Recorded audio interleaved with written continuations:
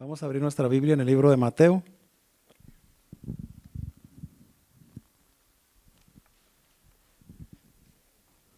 Mateo 11:29.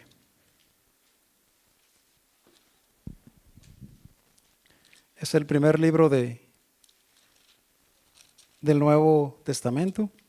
Un versículo muy conocido, muy bonito, que lo deberíamos de aplicar en nuestra vida, ¿verdad? ¿Está listo para darle lectura? Mateo 11:29, hermano. Dice: Llevad mi yugo sobre vosotros y aprended de mí, que soy manso y humilde de corazón, y hallaréis descanso para vuestras almas. Es el versículo bíblico de esta mañana, hermanos. Vamos a darle paso a nuestro pastor Ismael, que va a traer el alimento espiritual, y que Dios lo use y que sea de bendición. Espero que esta semana hayan tenido la oportunidad de estudiar la palabra de Dios, de relacionarse con Él. Hemos comenzado una nueva escuela sabática. Nuestra hermana Marce nos hizo el gran favor de compartir con nosotros la lección de esta semana y apela a nuestra relación con Dios. Así que les invito a todos a estudiar la lección de escuela sabática. Alabamos a Dios por ser tan bueno con nosotros, mis hermanos. Y hoy quisiera hablar de un tema que es muy importante para nuestras vidas y algo que me ha llevado a profundizar en este tema fue una experiencia que tuve muchos años atrás en la casa de una de las personas más cristianas que he conocido, yo creo que en la trayectoria de mi vida. Eh, Fuimos invitados, mi esposa y yo, a la casa de Rob, se llama él, y Kerry se llama su esposa. De hecho, Kerry fue la que les conté, si no estoy mal, el sábado pasado, que oró para que la visa llegara. Ajá, y ustedes saben la historia, ¿no? Y esta familia es muy cristiana, muy lindos, y estuvimos allí en casa de ellos. Y yo recuerdo que algo que a mí me llamaba la atención es que en diferentes partes de la casa, él tenía la figura de una ballena azul. La ballena era de madera y tenía una en la cocina y luego tenía otra en la sala, en diferentes partes de la casa, ¿no? Y ahí me dio curiosidad, ¿cierto? Yo pensé que tal vez había sido una hija de él o alguna otra persona. Y yo le pregunté, le dije, ¿por qué tienes diferentes ballenas azules puestas en tu casa? ¿Por qué? Y es raro, ¿no? No sé si ustedes han ido a casa de alguien y han visto ballenas azules por todas partes. Por lo general vemos, algunas personas tienen crucifijos por allí, algún cuadro de la naturaleza, pero encontrar ballenas azules es extraño. Y él me dijo, sabes que desde hace muchos años, para mí, la ballena azul, para mí es un recordativo de quién es Jesús. Ahí sí que más yo confundido, ¿no? Y le dije, ¿por qué? ¿Por qué la ballena azul y Jesús qué relación tienen? Y él me dijo, mira, la ballena azul es un animal sumamente poderoso, pero a la vez es sumamente manso. Y quiero leerles algunos datos de la ballena azul. Miren lo impresionante que es este animal. Dice, la ballena azul, que tiene por nombre científico Balenapteru musculus, yo me imagino que por los músculos, puede medir más de 30 metros de largo. Esto es lo mismo a 3 autobuses de escuela juntos. ¿Sí? Desde el último autobús hasta la punta del primer autobús. 3 autobuses escolares juntos. Son 30 metros de largo. Y pesar más de 200 toneladas. ¿Cuántos kilos son 200 toneladas, mis hermanos? 200.000 kilos. Si no estoy malo. Si es esto, ¿no? Porque una tonelada son 1.000 kilos. 200 toneladas, 200.000 kilos, mis hermanos. Siendo más grande que cualquier dinosaurio conocido. Ustedes saben que las personas dicen, bueno, los dinosaurios, animales, la ballena azul es más grande que cualquier dinosaurio conocido. Su corazón, miren, el corazón pesa alrededor de 180 kilogramos. Tiene un gran corazón, ¿no? Que es aproximadamente el tamaño de un automóvil pequeño. Su lengua puede pesar lo mismo que un elefante adulto. Su lengua nada más pesa lo mismo. ¿Cuántos de nosotros podríamos cargar un elefante? Cuando nace una cría de la ballena azul, mide alrededor de 7 a 8 metros de largo y pesa 2.5 toneladas. Un bebé de ballena azul. Puede vivir entre 80 a 90 años. Vive una vida bastante larga, ¿no? También es el animal más ruidoso del planeta, aunque no lo parezca. Sus cantos alcanzan 188 decibelios. Aquí cuando cantamos, mis hermanos, en la iglesia, yo a veces mido los decibeles. Ahorita que estoy hablando son 70 más o menos. Cuando cantamos todos está entre 85 y 90. La ballena azul, 188 decibelios, más fuerte que un motor de reacción y puede escucharte a cientos de kilómetros a través del océano. Así de poderosa es su voz. Su fuerza es impresionante. Solo con el movimiento de su cola puede generar entre 400 y 600 caballos de fuerza, solo moviendo su cola. No estamos hablando del cuerpo completo. 400 a 600 caballos de fuerza, comparable a un automóvil deportivo. Puede alcanzar hasta 50 kilómetros en ráfagas cortas de velocidad y cuando se alimenta, abre su boca y puede tragar hasta 90 toneladas de agua y alimento en un solo bocado,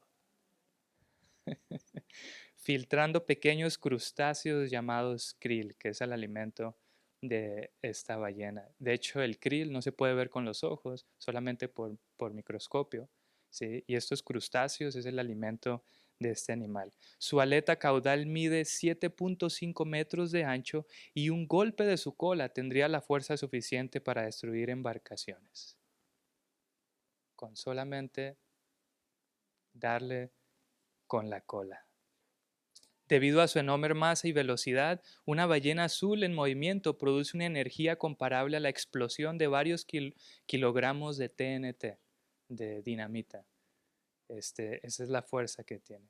Es literalmente una fortaleza viviente y sin embargo, a pesar de tener toda esa fuerza, es completamente pacífica.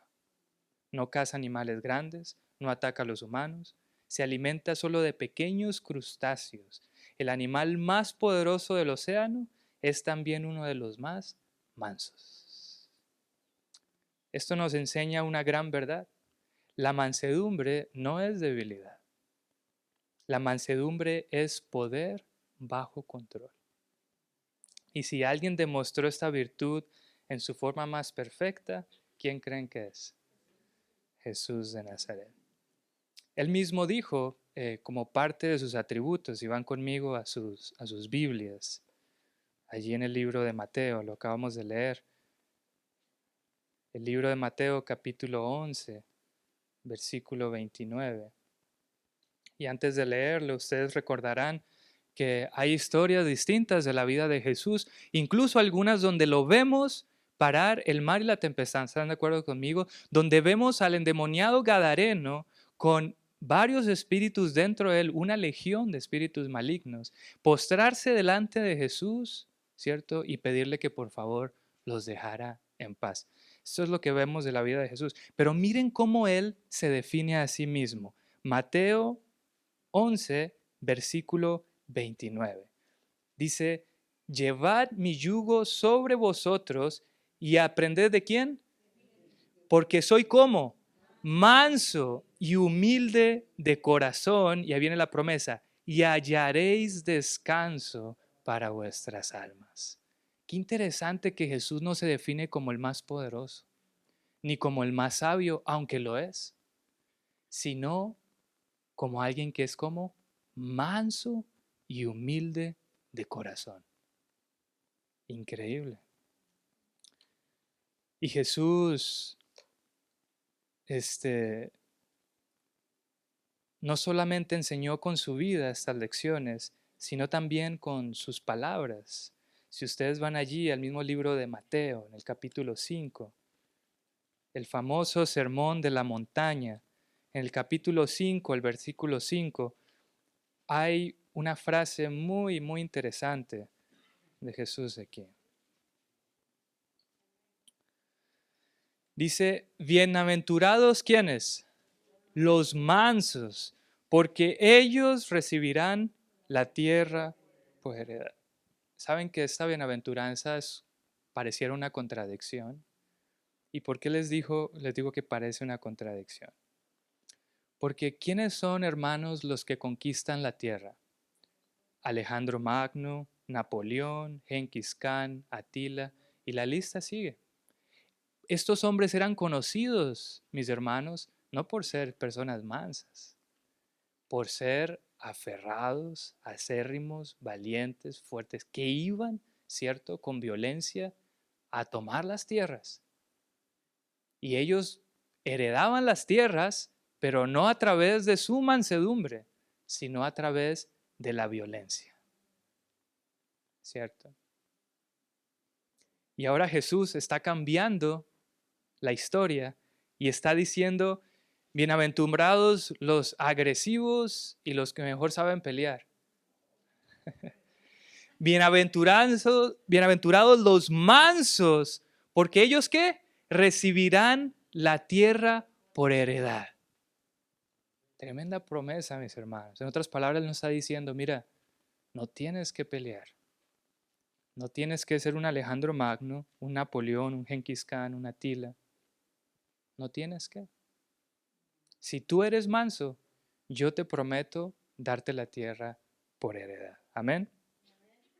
El mundo admira al agresivo, admira al que domina a otros, pero Jesús dice algo revolucionario: los mansos heredarán la tierra.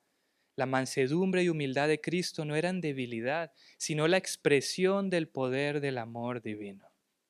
La mansedumbre de Cristo se manifestaba en la paciencia con que soportaba el mal y en la ternura con que trataban a los que le ofendían. Interesante. Mateo 5:5, que lo acabamos de leer, es una de las muchas enseñanzas de Jesús sobre este tema. Pero también tenemos una sección muy importante en el mismo capítulo, los versículos 38 en adelante, que lleva de hecho por título el amor hacia quienes, hacia los enemigos. Y antes de leerlo, que vamos a leerlo, quisiera contarles la historia, una de las historias de tantas que hay de un hombre llamado Genghis Khan, un hombre que por mucho tiempo lideró el ejército mongol. Y este hombre dice que cuenta la historia que iba un día de camino hacia cierta parte por un lugar que era conocido porque habían asaltadores por allí, ¿no? Y lo asaltaron. Y le dijeron que le diera todo lo que él tenía, todo, todo. Y Genghis Khan pues estaba desprotegido, sacó allí lo que tenía y se lo entregó pues a estos delincuentes, ¿no? A estos bandidos. Y siguió su camino, ¿cierto? Y cuando iba en el camino, su conciencia empezó a hablarle y a decirle, oye, los ladrones te dijeron que les dieras todo lo que tú tenías y tú te guardaste una bolsita allí en tu saco, acuérdate de la bolsita. Y él se acordó que él tenía un poco de dinero escondido, ¿cierto? ¿Cuántos de ustedes no se alegrarían, mis hermanos, si los roban y lograron esconder algo y ese ladrón no se los quitó? ¿Cuántos de ustedes no se alegrarían de que no se los llevó? Yo me alegraría, ¿cierto? Claro, me robó, pero mira, no se me llevó mi teléfono o mi cédula o lo que sea, ¿no? Mi ID. Pero él se sintió mal porque los ladrones le dijeron, danos todo lo que tienes. Y él sacó según él, todo lo que tenía y luego se acordó que pues tenía más cosas. Pues no van a creer que se devolvió, mis hermanos, a buscar a los ladrones. Y empezó a ver dónde están. Y los encontró. ¿Se imaginan los ladrones que estaban pensando? Yo creo que viene a pelear por sus cosas. Y de repente todos esperando la reacción de Genghis Khan y les dicen, quiero pedirles disculpas. Ustedes vinieron, me asaltaron, me dijeron, dame todo lo que tienes, y pues yo les di lo que tenía, pero en el camino me acordé que no les había dado todo lo que tenía. Así que esto sí es todo lo que yo tenía. Mis hermanos, esos ladrones le devolvieron todo lo que le habían robado. Quedaron tan impresionados por la reacción de Genghis Khan que le devolvieron todo lo que le habían quitado. Y miren lo que dice Mateo 5 sobre el amor hacia los enemigos, prácticamente lo que este hombre hizo. Versículo 38. Dice, oísteis que fue dicho, ojo por ojo y diente por diente. Pero yo os digo, no resistáis al que es como malo. Antes, a cualquiera que te hiera en la mejilla derecha, vuélvele también la otra. Y al que quiera ponerte a pleito y quitarte la túnica, ¿qué más haz? Déjale también la capa. Y a cualquiera que te obligue a llevar carga por 1 milla, ve con él 2. Al que te pida, dale, y al que quiera tomar de ti prestado, no se lo rehuses. Oísteis que fue dicho, amarás a tu prójimo y aborrecerás a tu enemigo, pero yo os digo, amad a vuestros enemigos, bendecid a los que os maldicen, haced bien a los que os aborrecen, y orad por los que os ultrajan y os persiguen. Tremendo, ¿no? Para que seáis hijos de vuestro Padre que está en los cielos, que hace salir sobre el sol sobre los malos y sobre los buenos. Yo creo que este es uno de los mejores recordatorios para no pelear con nadie. Si usted se levanta y ve que el sol sale, acuérdese que Dios sacó ese sol para los que le aman y también para los que lo odian. Y cuando usted vea ese sol que sale, acuérdese que usted debe hacer lo mismo. Amar a aquellos que lo aman, pero también amar a aquellos que lo odian.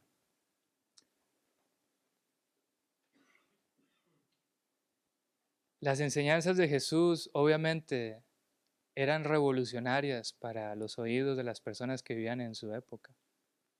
Ustedes saben la ira y el deseo de venganza que había entre el pueblo judío en ese tiempo por haber sido conquistados por los romanos.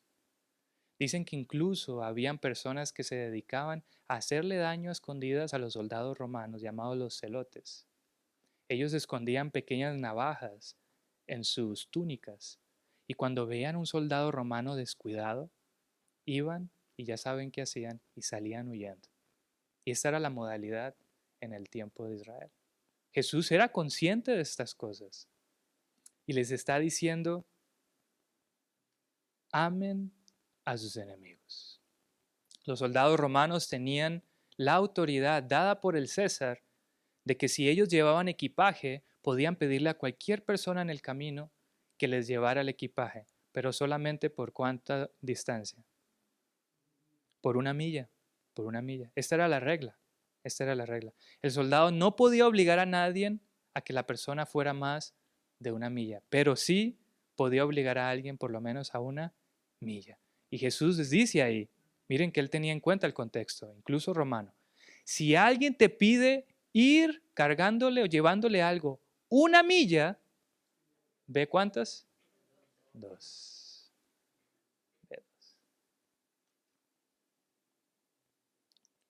¿Cómo creen que se sentían las personas, mis hermanos, en ese momento cuando Jesús le daba estas enseñanzas? Con toda esa ira y ese enojo allí adentro, a punto de salir, ¿cierto? Y Jesús diciéndoles, ese no es el camino, ese no es el camino. A través de sus enseñanzas, Jesús nos enseña que la grandeza no está en cuánto puede conquistar un hombre fuera de él, sino lo que puede conquistar un hombre ¿dónde?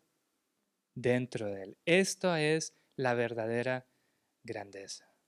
Y me recuerda mucho de un boxeador muy famoso que ustedes probablemente conocen. De hecho, unos tíos míos hace muchos años fueron a una pelea de este boxeador y me dicen que se les hizo un poco tarde, llegaron unos minutos tarde y ya la pelea se había terminado. Así de bueno era el boxeador que no dejaba a sus contrincantes ni 5 minutos, mis hermanos, y ya era un knockout. ¿De quién creen que estoy hablando? Mike Tyson. Pero saben que Mike Tyson tiene un problema con el enojo. No hace mucho salió allí en las noticias que él iba en un avión, ahí en primera clase, sentado, tranquilo, sin ganas de pelear con nadie, mis hermanos. Y llegó uno de esos que ustedes ya saben, ¿no? Y empezó a molestarlo, a picarle. Parece que la persona había tomado un poquito y vio a Mike Tyson ahí y dijo, vamos a ver hasta dónde aguanta ese amigo. Y empezó píquele y píquele y píquele durante el viaje. Mis hermanos, está la foto de la persona antes y el después. Y si ustedes ven la foto del después, Mike Tyson de verdad que lo agarró como a saco de box. Le dio una paliza en ese avión, mis hermanos, porque lo sacó de sus casillas. Pero no es la única vez que él se salió de sus casillas. Si ustedes recuerdan en sus peleas, incluso hubo una ocasión donde hizo algo terrible. Vendían en Nueva York orejas de chocolate con una mordida allí, ¿cierto? Porque fue lo que se atrevió a hacer en un momento de enojo, ¿cierto? No solo usar los brazos para pelear, sino utilizar su boca para también hacer daño. Hasta ese nivel llegaba la ira de este boxeador. Yo he visto incluso entrevistas de él donde si van a entrevistar a alguien, una de las personas más difíciles de entrevistar probablemente es este hombre. Mis hermanos, se tienen que tener mucho cuidado con las preguntas que le hacían. Y una persona le hizo una pregunta que no le gustó y a partir de allí lo perdimos, mis hermanos. Se volvió loco este boxeador. Entonces era claro que este hombre tenía un problema con su ira, ¿cierto? Que no lo podía dominar. Más bien que su ira lo dominaba a él. Y lo interesante es que él era el campeón, mis hermanos. El que ganaba los cinturones, las medallas, los aplausos. Era el grande ante los ojos del mundo, pero ante los ojos del cielo, ¿cierto? Era una persona que no podía ni siquiera dominarse a sí mismo. Y saben, mis hermanos, no digo esto para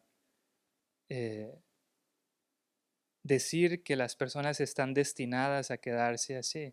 De hecho, en la Biblia hay un hombre muy parecido a este boxeador y es Moisés. Si ustedes ven los primeros capítulos de la vida de Moisés, los invito a ir allí conmigo al libro de Éxodo. Vamos a ver solamente un poquito de lo que este hombre hacía antes de ser el hombre más manso del mundo, ¿cierto? Éxodo, allí el capítulo 2, el versículo 11. Moisés era el campeón en ese tiempo, ahí en Egipto, entrenado con los mejores expertos en artes marciales, uso de espada, lanza, jabalina. Era todo un guerrero Moisés, era todo un campeón. Y dice el versículo 11, en aquellos días sucedió que crecido ya Moisés, salió a sus hermanos, los hebreos, y los vio en sus duras tareas. Y observó a un egipcio que, ¿qué estaba haciendo? Golpeaba a uno de los hebreos, sus hermanos. Versículo 12. Entonces miró a todas partes y viendo que no parecía o no había nadie, mató al egipcio y lo escondió en la arena. O Moisés está allí afuera, ve que un egipcio está tratando mal a uno de los hebreos, de sus hermanos, y se llena de ira y de enojo, y va y le quita la vida a este egipcio, Y saben que este acto de Moisés le costó una huida de ¿cuántos años? De 40 años, mis hermanos. 40 años, porque obviamente luego se dieron cuenta de lo que había hecho y pues le tocó huir de ahí. Este era Moisés, el hombre más manso de la tierra, así lo define la Biblia. Pero comienza su vida con un episodio de homicidio. Tremendo, ¿no? Pero esto me da esperanza, mis hermanos. Porque si Moisés era así y luego fue conocido como el hombre más manso de la tierra, quiere decir que allí en la ecuación algo ocurrió. Algo ocurrió. Y eso es lo que esperamos que Dios haga también en nuestras vidas. De Jesús se dice en 1 de Pedro capítulo 2 versículo 23, voy a leerlo, dice, hablando de cómo Jesús respondía cuando le daban maltrato. 1 de Pedro capítulo 2 versículo 23.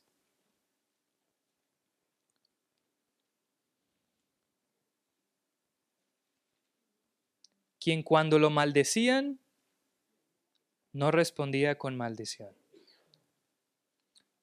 Cuando padecía, no amenazaba, sino que encomendaba la causa al que juzga justamente. El versículo 22, el cual no hizo pecado ni se halló engaño en su boca. Y luego dice que cuando le maldecían no respondía con maldición, cuando padecía no amenazaba, sino que encomendaba su causa al que juzga justamente.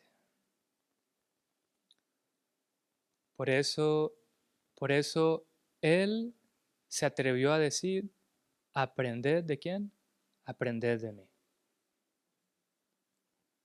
Aprended de mí. Porque no solamente enseñó que en teoría, él vivía la mansedumbre. Ustedes no saben, mis hermanos, lo duro que era aguantar las instigaciones de los líderes religiosos en la época de Jesús.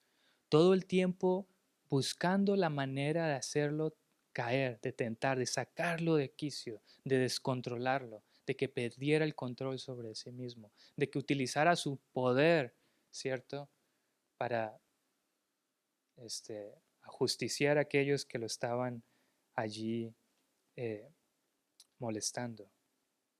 Pero la escritura es clara. Nunca utilizó, como la ballena azul, nunca utilizó su fuerza y su poder para nada de estas cosas. Él podía haber llamado a legiones de ángeles, pero eligió algo mayor que el poder, y esto es la mansedumbre. Y saben que la mansedumbre no es algo que podemos comprar en Walmart. ¿Cómo sería de bonito, no, mis hermanos, que los frutos del Espíritu los tuvieran allí en la sección de frutas en Walmart, ¿no?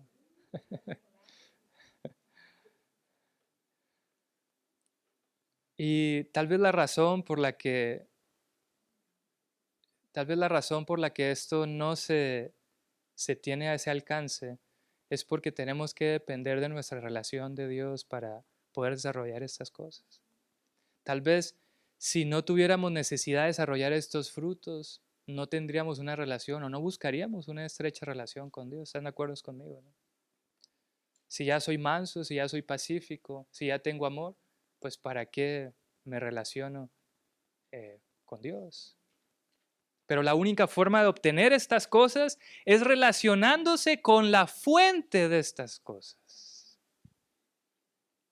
Y por eso Dios hace que estos atributos sean transferibles cuando nosotros interactuamos con Él. Y cuando Dios obra en el corazón, a través de esta relación, a través de estos pedidos nuestros de que transforme nuestro corazón, entonces Él comienza a hacer milagros en nuestra vida. Y uno de los lugares donde vemos este milagro más rápido ocurrir es en la forma en que nos expresamos, en las palabras. Proverbios 15:1 dice, la respuesta quita la ira. mas la palabra áspera hace subir el furor. Pero parece que nos dicen al revés, ¿no? Y cuando alguien nos trata con ira, la forma en que respondemos es como, con ira. ¿Sí? Y esto es igual a como que usted quiera apagar un incendio echándole gasolina, mis hermanos. Así igualito. No vas a lograr parar una pelea peleando. No se para una pelea así. Pero la escritura dice que la blanda respuesta quita la ira. Desarma. Hermanos, ustedes saben qué es que alguien esté molesto con ustedes y los insulte y los trate mal. Y ustedes, en vez de reaccionar como esta persona está reaccionando, ustedes le hablan con una respuesta blanda, con amor, lo desarman, mis hermanos. Esto me acuerda de una experiencia que tuve con un primo mío años atrás. No voy a decir su nombre porque, quién sabe, ustedes saben, las cosas en internet ahorita vuelan por todas partes, así que mejor no arriesgarnos, ¿no? Pero yo tenía por sobrenombre Destroyer. Yo ya creo que les había contado esto, ¿no? Esto fue antes de yo ser cristiano, mis hermanos, créanme. Y la razón de tener este apodo de Destroyer era porque cualquier cosa que agarraba en mis manos la destruía, mis hermanos. Era muy inquieto. Recuerdo que una vez fuimos con mi primo, con este mismo primo, a visitar a un amigo de él y tenía una colección de carritos y nada más iba a agarrar un carrito y ya le arranqué la puerta. Y mi primo no sabía ni dónde esconderse de la pena, ¿no? Y cuando pequeño mi mamá me dice que eso era lo que hacía, el fax viejo que tenían, lo metía debajo de una almohada y con un martillo le daba, solo para ver qué había de adentro. Ay, ay, ay. Es como aquel que está viendo la tele y piensa que adentro están los muñequitos y abre toda la televisión a ver si encuentra ahí el Chavo del Ocho, ¿no? Y así me apodaron, Destroyer, porque mi papá hasta decía, tú puedes desarmar hasta un balín. ¿Sí saben qué es un balín, no? Es esta pelota de metal. Sí. Y mi papá decía que él creía que yo podía desarmar un balín. Así a ese grado llegaba ese servidor, ¿no? Y mi primo así me decía todo el tiempo, Destroyer era mi apodo. Y recuerdo que estábamos allí en el departamento donde vivíamos con mis primos. Yo estaba lavando los trastes, una de mis tareas preferidas, ¿cierto, hermano Marce? Y en eso que como soy destroyer, ustedes saben que cuando uno lava los platos algo pues tiene que ocurrir, ¿no? Y se me cayó un plato de las manos, mis hermanos, y ustedes ya saben qué fue lo que ocurrió. Y mi primo, y a mí obviamente no me gustaba que me dijeran destroyer, es más, me molestaba que me dijeran así. Y cuando mi primo escuchó, mis hermanos, que este plato cayó y se destruyó, me volteó a mirar y ahí ven qué dijo, destroyer. Pero no van a creer, mis hermanos, que yo estaba leyendo El deseo de todas las gentes precisamente unos minutos antes de haberme ido a lavar los platos. Y precisamente estaba en el capítulo donde se ve el padecimiento de Jesús y cómo lo tratan y todo esto. Y a mí me conmovió tanto, mis hermanos, la manera en que Jesús fue tratado, pero la forma en que él reaccionó hacia la forma en que lo trataron, ¿no? Y yo estaba tan lleno de eso en ese momento, que me acuerdo que cuando mi primo me dijo eso, yo lo volteé a mirar a mi primo estaba viendo televisión, y me dijo esto, yo lo volteé a mirar. Y yo creo que él esperaba la reacción que siempre esperaría de mí, ¿no? Que fuera de molestia, ¿no? Pero yo estaba tan lleno de esto, mis hermanos, de estar contemplando a Jesús ahí por medio de este libro, que yo lo miré con amor, hermanos. Esto no ocurría muy seguido, ni ocurre muy seguido, pero en ese momento ocurre. Y mi primo se sintió tan incómodo con la mirada que volteó rápido hacia el televisor y siguió viendo lo que estaba viendo. Y nunca más, mis hermanos, me volvió a llamar Destroyer. Y no porque ya no destruía cosas. Pero a lo que me refiero es que Dios es capaz de transformar un corazón iracundo a una persona que se enoja con facilidad, que se irrita, a una persona que contesta, a una persona que pelea, en una persona que está vestida de mansedumbre. Es algo que solo Dios hace. No es algo que podemos comprar, mis hermanos. Por los millones que usted tenga, no puede comprarlo, pero es algo que Dios está dispuesto a darle y que Él quiere transmitirle, porque eso es parte de su carácter. Jesús dice, ¿aprended de quién? De mí, que soy como manso y humilde de corazón. Miren esta cita. En el trato con las almas tentadas, está hablando de Jesús, Cristo no pronunciaba palabras de condenación, sino palabras que despertaban esperanza. Y Jesús quiere que así como Él trataba con las personas, nosotros también tratemos con ella. Efesios 4:2 dice que tratemos con las personas con toda humildad y mansedumbre, soportándonos con paciencia los unos a los otros en amor. Jesús trató con paciencia a los discípulos cuando discutían quién era el mayor entre ellos. Hermanos, yo le hubiera dado una regañiza ahí a todos de una vez, ¿cierto? Pero él no hacía esto. ¿Saben qué hacía? Traía a un niño y lo ponía en medio de ellos y les decía, Él es el mayor. Y todos se norteaban, ¿cierto? Y los apaciguaba allí. Nunca los trataba con dureza si no era necesario.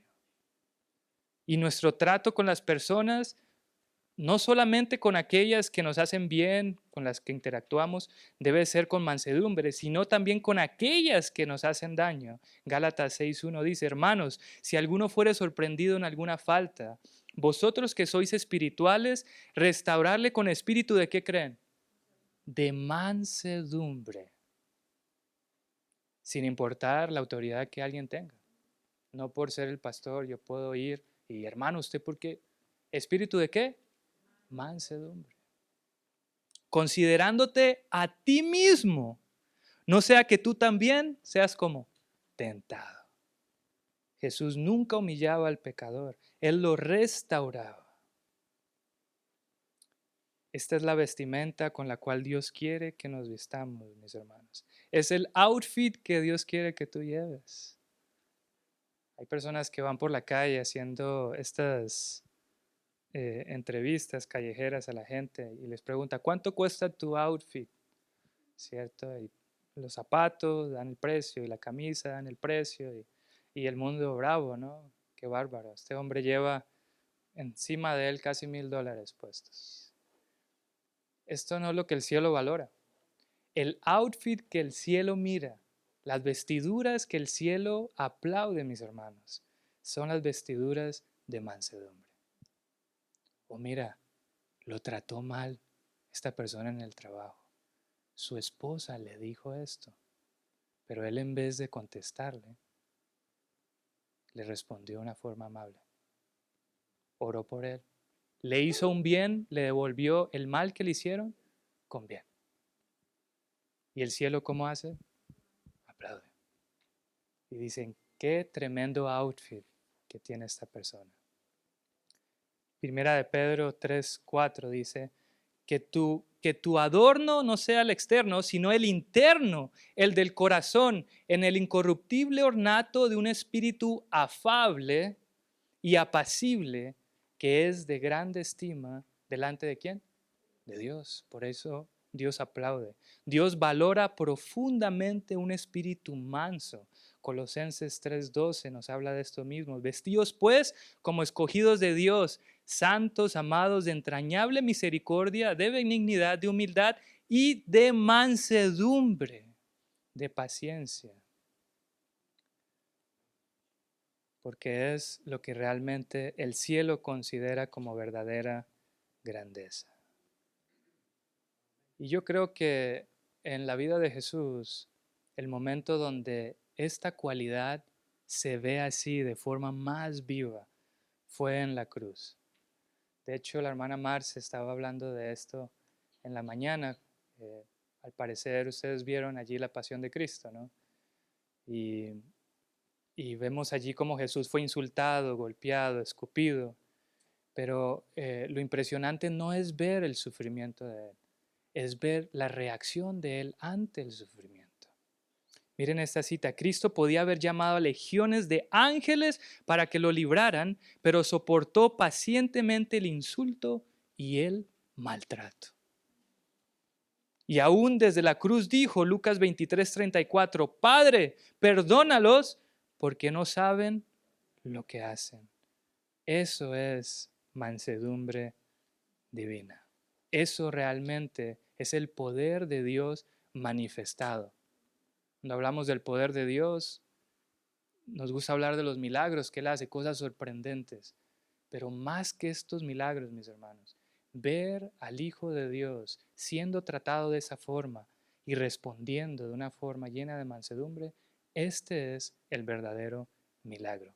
Y ese es el verdadero milagro que Dios está dispuesto a hacer en la vida también de ustedes. Quiero terminar ya con esta historia de Francisco de Asís, que es una de mis favoritas. Y la historia se llama La verdadera alegría, así se llama. Un día Francisco de Asís caminaba con el hermano León desde Perusa hacia Santa María de los Ángeles en pleno invierno. El frío era intenso y él caminaba, y mientras caminaba el camino estaba mojado por la lluvia. Mientras caminaban, Francisco llamó a su compañero y le dijo, antes de continuar, ustedes saben que los atuendos que usaban antes no eran tan buenos como los otros, usaban estas túnicas, ¿cierto? Y obviamente les daba mucho frío. Y le dijo Francisco al quien lo acompañaba, que él le llamaba el hermano León, hermano León, escribe esto que te voy a decir. Y agarró rápido el papel y la pluma, listo para las palabras sabias de Francisco. Y le dijo, si los frailes menores dieran en todo el mundo un gran ejemplo de santidad y de buena vida, estaba ahí escribiendo, dice, eso no sería la verdadera alegría. En otras palabras, si todos los ministros frailes vivieran de una forma impresionante, dice Francisco, esto no sería la verdadera alegría. Y estaba ahí León escribiendo, qué bueno. Y siguieron caminando. Y después de un rato volvió a decirle, hermano León, escribe, aunque un fraile supiera todas las lenguas, todas las ciencias, toda la escritura, aunque pudiera profetizar y revelar los secretos del corazón, está escribiendo todo ahí emocionado, esto no sería la verdadera alegría.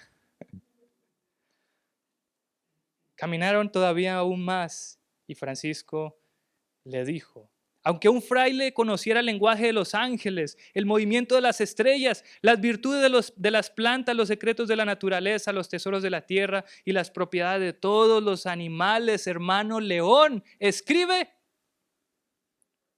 esto tampoco sería la verdadera alegría. Ya se estaba enojando, yo creo, el hermano León, ¿no? Mansedumbre, hermano León, mansedumbre. Después de caminar casi 2 millas, el hermano León, lleno de curiosidad, le preguntó, entonces dime, ¿dónde está la verdadera alegría?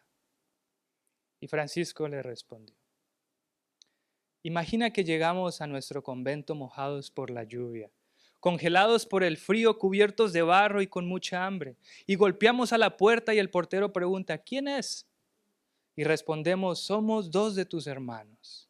Pero él dice, mentira, ustedes son unos vagabundos que engañan a la gente, váyanse de aquí, y no nos deja entrar. Francisco continuó, si nosotros soportamos eso con paciencia, sin enojarnos y sin hablar mal de él, pensando con humildad que Dios permite esa prueba, hermano León, escribe, ahí está la verdadera alegría. Pero Francisco siguió. Y si insistimos y el portero sale furioso, nos empuja, nos golpea y nos arroja la nieve diciéndonos que no somos bienvenidos. Si aún así soportamos todo con paciencia y con amor, recordando los sufrimientos de Cristo, entonces, hermano León, le dijo Francisco, ahí está la verdadera alegría. Ahí está. Y tiene sentido, mis hermanos. Una persona que logra dominarse así, con el fruto de la mansedumbre en su vida, puede pasar lo que sea alrededor de esta persona, y esta persona ¿cómo se mantiene? Tranquila, mansa, sin problemas. El mundo se puede estar cayendo, pero esta persona está serena, vestida con un espíritu afable.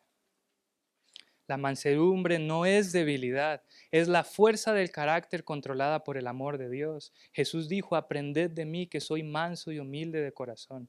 El mundo quiere más poder, pero Dios busca algo mayor, personas con el carácter manso de Cristo.